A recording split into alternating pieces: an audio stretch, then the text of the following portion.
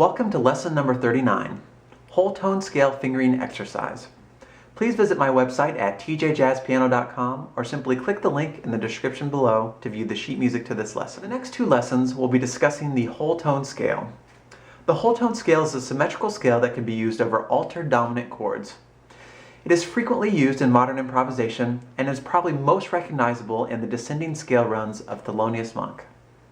This week's lesson will cover the fingering and construction of the scale, and we'll talk a little bit more about Monk in next week's lesson. So the first thing we need to discuss is the actual construction of the scale. As mentioned before, the whole tone scale is a symmetrical scale, which means that it is a scale which could be equally divided within the octave. So let me show you what I mean by that.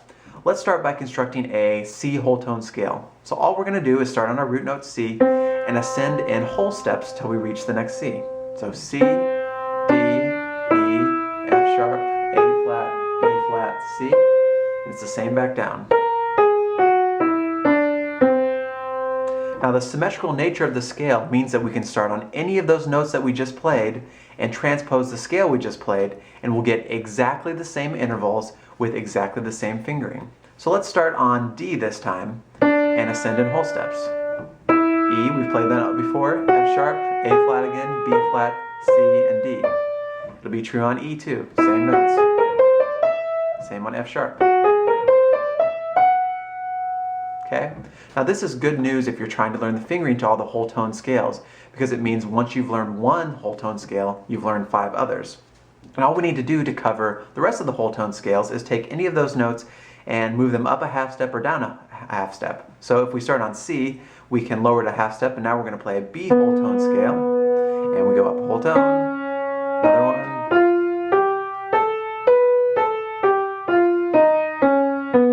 And once we learn the fingering to one of those scales, we've learned all other 6 variations of the scale. Now the next thing we need to cover is the fingering of the scale. So as mentioned before, the symmetry of the scale means that really we only have to learn 2 various fingerings for the scale, and we've learned all 12 scales.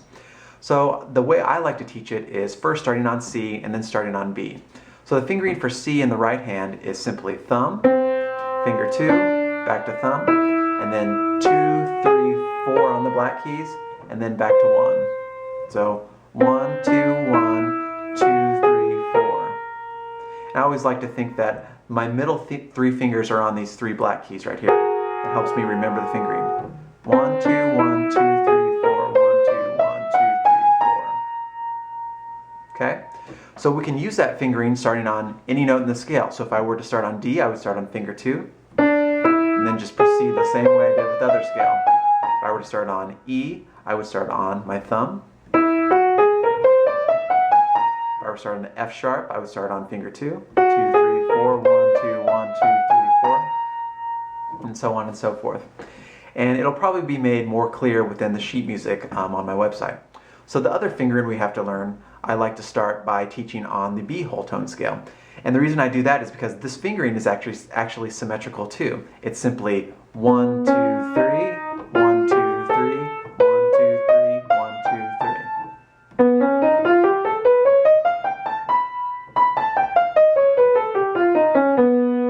Okay, so once again we can start on any note within that sequence too and play exactly the same fingering. So if we're going to start on C sharp, I would start on finger 2. 1, 2, 3, 1, 2, 3, 1, 2. If I were to start on D sharp or E flat, I would start on finger 3. 3, 1, 2. Now we're back in that 1, 2, 3 pattern.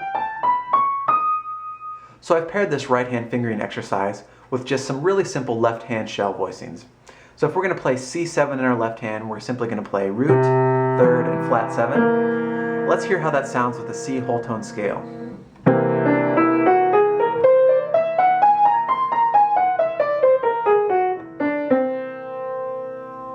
So it implies a couple alterations in the right hand. We've got the flat 5, and then we've also got the sharp 5 or flat 13. So if you ever see a dominant chord with an altered flat 5, sharp 5, or flat 13, it would be a really good opportunity to use the whole tone scale over it. Thanks for watching. I hope you enjoyed this lesson. I do come out with new lessons every single week, so if that's something you might be interested in, please feel free to subscribe. Also, if you have any questions or comments, please leave them below or at my website, and I'd be happy to respond. Thanks for watching.